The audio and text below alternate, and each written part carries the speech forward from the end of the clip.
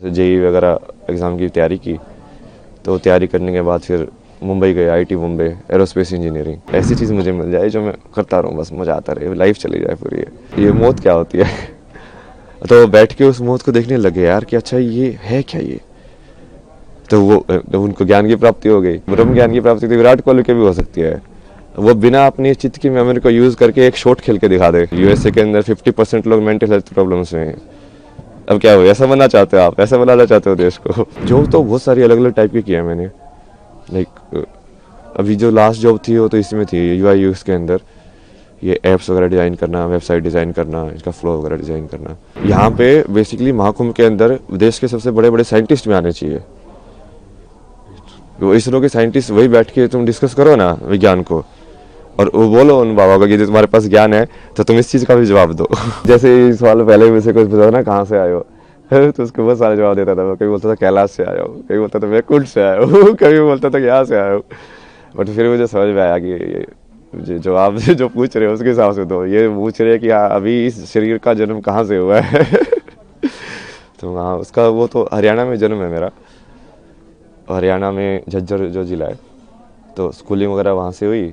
फिर उसके बाद पढ़ाई के लिए जैसे जेई वगैरह एग्ज़ाम की तैयारी की, तो तैयारी करने के बाद फिर मुंबई गए, IT Mumbai, aerospace engineering. Aerospace engineering के बाद वही उसको ऐसे समझ में आया कि ये आधा अधूरा ही है, कि इससे तुमको क्या मिलेगा। मतलब ठीक है पैसे तो मिल जाएंगे, बट वो क्या तुम वो वाली चीज़ पूरी लाइफ भर कर सकते हो क्या सेम। अब वो लाइफ भर यदि नहीं कर सकते हो मतलब तुम उब जाओगे उस चीज़ से। तो मेरे को वैसा चाहिए था, लाइक पूरा जॉब, लाइक हाँ ऐसी चीज़ मुझे मिल जाए जो मैं करता रहूँ, बस मज़ा आता रहे, लाइफ चली जाए पूरी। और उसकी खोज में तुम निकलते गए, फिर जैसे मीनिंग ऑफ लाइफ तुम ढूंढते रहते हो, यार ये लाइफ का मतलब क्या है, मुझे क्या करना चाहिए। आगे बढ़ते जाते हो, आगे बढ़ते जाते हो। उसमें बहुत सारे ऐसे रास्ते आए, बहुत सारी चीज़ें हुई बीच बीच में, यहाँ वहाँ मोड़ आए बहुत सारे। धीरे धीरे आके फिर तुमको वही फाइनली वही तुम वैसे ही देखते हो कि जो होना होता है वो वैसे ही होता है। तो वैसे ही हुआ, सत्य तक पहुंचा मैं जैसे भी पहुंचा लड़खड़ा के भटक भटक के। फिर उसके बाद अभी तो जैसे फिर उसको समझ में आया कि अभी जो भारत का जितना भी ये वैदिक जो ज्ञान बोलते हैं या पुराना जो संस्कृति ज्ञान बोलते हैं, वो सारा का सारा उसी के ऊपर डिपेंडेंट है। मतलब अपने जितने भी हैं नाट्य शास्त्र या जो भी बनाए गए हैं, वो सब आध्यात्म को केंद्र बिंदु लेके बनाए गए हैं। सब राग जो डिज़ाइन हुए हैं, म्यूज़िक से लेके परफॉर्मेंस से लेके, फिर रहन सहन से लेके, फिर जो जो परिवार का जो विधि है, शादी का विधि है, संस्कार जो होते हैं बच्चों के सारे ये उस चीज़ को केंद्र बिंदु लेके डिज़ाइन किए गए हैं। पूरा सिस्टम जो पूरा जो जैसे आश्रम की व्यवस्था थी पहले कि हाँ ब्रह्मचार्य आश्रम होगा, गृहस्थ आश्रम होगा, तो वो पूरा वैसे ही उन्होंने बनाया है कि अब इस माया में तुम कैसे डिज़ाइन करो कि वो आध्यात्म वाला जो कनेक्शन है वो बना रहे, कि लोग खो ना जाए ज़्यादा।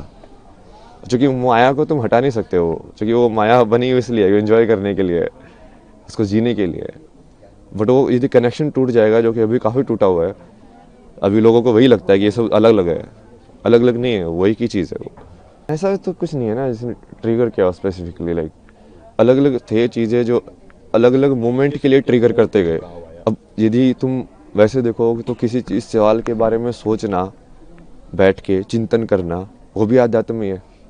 चाहे मैंने कुछ भी पढ़ा हो या नहीं पढ़ा हो, शंकराचार्य को पढ़ा नहीं हो, विवेकानंद को पढ़ा नहीं पढ़ा हो, यदि मैं अपने में ही बैठ के सोच रहा हूँ, बैठ के जैसे रमना महर्षि थे, उनके दिमाग में एक दिन ये ख्याल आया कि ये मौत क्या होती है तो बैठ के उस मौत को देखने लगे यार कि अच्छा ये है क्या ये। तो वो तो उनको ज्ञान की प्राप्ति हो गई।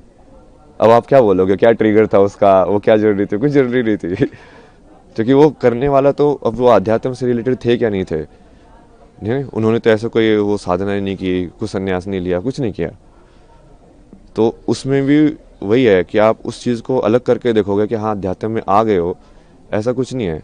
जो भी इंसान ईमानदारी से सवाल करता है, मतलब सत्यनिष्ठा के साथ कि हाँ अब मुझे इस चीज़ को जानना ही है, चाहे वो मैथमेटिक्स हो, चाहे वो कोई फिजिसिस्ट हो, चाहे कोई कैसा भी साइंटिस्ट हो, वो बोलेगा कि नहीं नहीं मुझे इस पूरे सत्य को जानना है, तो वो वही चीज़ पे पहुंचेगा फाइनली।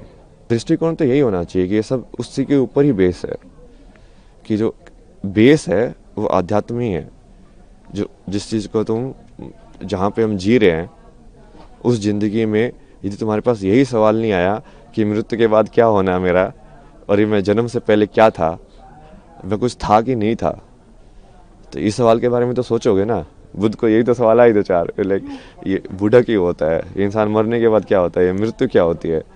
अब आप सोच के देखो मृत्यु क्या होती है। अब आप सोचोगे, चिंतन करोगे, आपको समझ में आएगा यार इसका जवाब कहाँ मिलेगा।